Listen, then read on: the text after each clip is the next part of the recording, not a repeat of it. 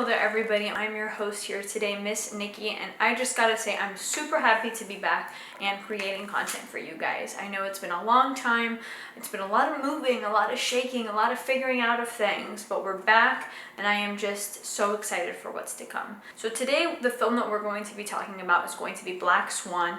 While we are going to be talking about this iconic 2010s film that was created, we're also going to be creating the iconic makeup look that I'm looking at over here. It is the very dramatic white face paint along with just like a dramatic lip. I mean, the whole thing is just, it's gonna be a lot of fun and I'm excited for it. So let's go ahead, jump into it, and everything I'm gonna use is going to be down below for you guys. So yeah, let's go ahead and get started. So first thing I'm gonna do is prime my face. So Black Swan was originally kind of planned and schemed by a guy by the name of Darren Aronofsky.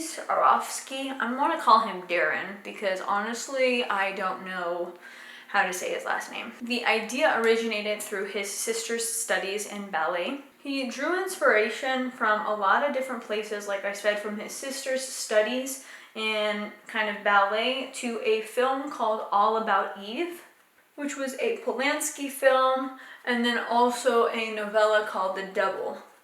The duality of like the white swan and the black swan really interested him. For his studies, he would also go and just kind of, I guess, watch ballet studios and really try to kind of, I guess, get the full effect of it. He would watch Bolshoi ballet performances and just kind of encapsulated himself in the whole thing while he was trying to create this film. He was also someone who was very interested in psychological thrillers. So I mean, altogether, this was just kind of his envisionment, his idea, and just kind of the backstory of how he kind of came about this like film concept. Darren approached Natalie Portman in the 2000s about kind of playing a ballerina and just kind of threw that idea out to her.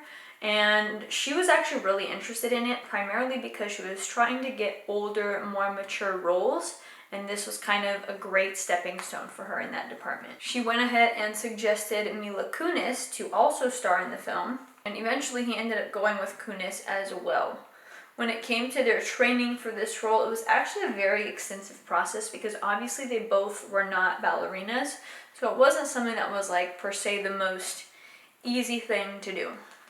Natalie Portman training about 5 hours a day before the film, doing ballet and just kind of training her muscles to do those certain movements that were kind of needed. Mila Kunis as well had a pretty extensive sort of schedule as well. She would do hardcore Pilates, and then she was also on a strict 1200 calorie diet. She ended up shedding, like, I think they said something around like 20 pounds for this role.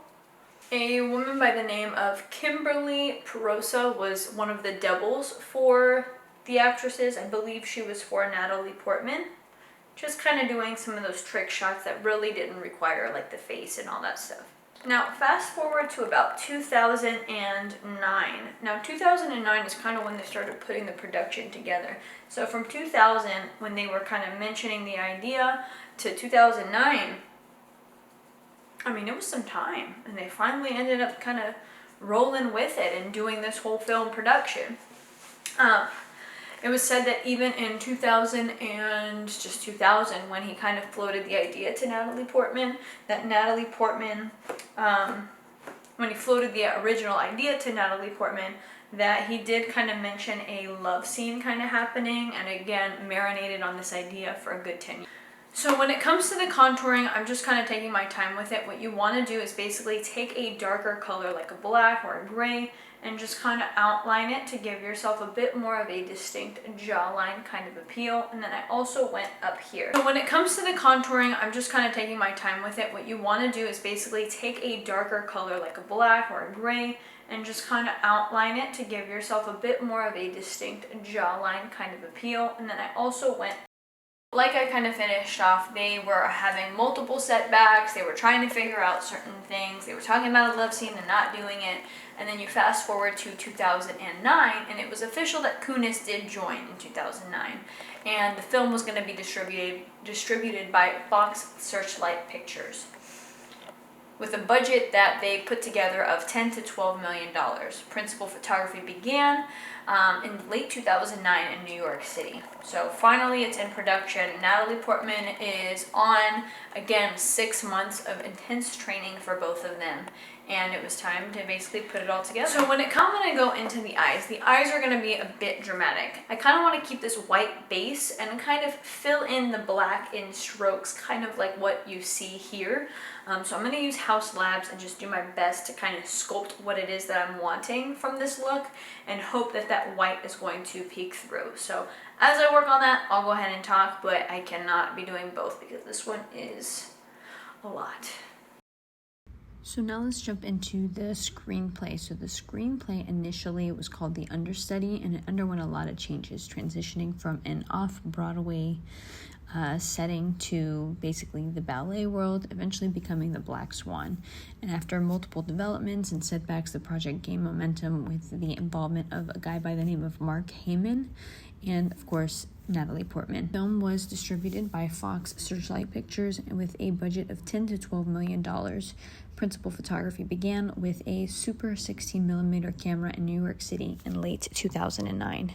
Now, when it comes to the release of Black Swan was premiered at the 67th Venice Film Festival in September of 2010, opening the event to a standing ovation and being hailed as a strong opener.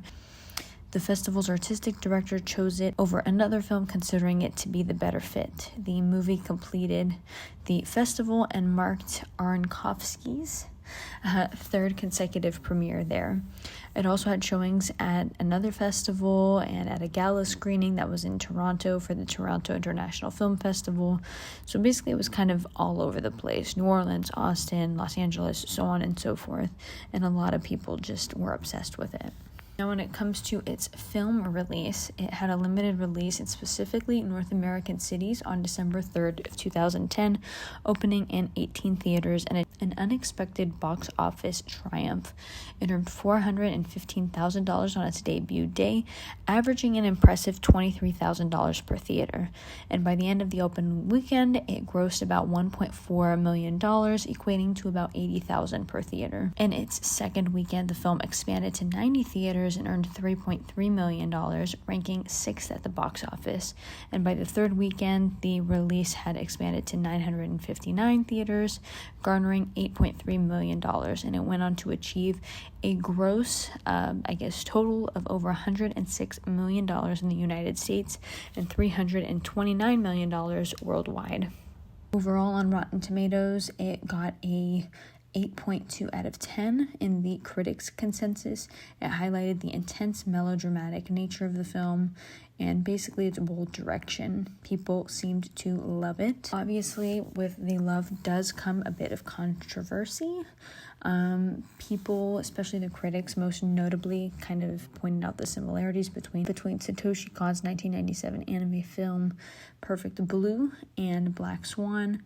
Aronofsky basically said, there are similarities, but denied that Black Swan was directly inspired by Perfect Blue. The director of Perfect Blue mentioned in his blog that he had met Aronofsky back in 2001, so the controversy kind of kept going. There was also some controversy regarding the costumes. The main costume designer, her name was Amy Westcott. She was the main designer. She got multiple award nominations for her work. And then certain people kind of came out and they were like, hey, we also helped work on these. It wasn't just her. And I guess there was controversy around that. But, it is what it is. The Black Swan film essentially really just received widespread acclaim and is often regarded as one of the best films of 2010. It appeared on many critics' top lists and has overall just been really, really great. The film has garnered 5 Academy Award nominations on January 25th, 2011, including Best Picture, Best Director, Best Actress, Best Cinematography, Best Film Editing, and Natalie Portman ended up winning the Oscar for Best Actress for her role in the film. And this, everybody, pretty much sums up our Black Swan inspired makeup look. It is actually not as difficult as I thought it would be. It's only taken me about 30 minutes to do this. The real key is having a nice base on the bottom, having everything kind of look even, make sure that you set everything in place with the setting powder. And then with the eyes, honestly, you can just get fun with it. From what I'm seeing in this picture that we have, it is kind of with the white and the black, but it's not as like uniform per se. So that kind of made the eye portion a little bit easier. You can also do some sort of colored contact to kind of have that red stand out. But for the most part, this pretty much sums up the look. So I hope you guys enjoyed it. I really had a good time looking into how it was created and then eventually creating this look. But yeah, I look forward to seeing you guys in my next video. Let me know down in the comment section who I should do next. And yeah, I'll see you guys next time. See ya.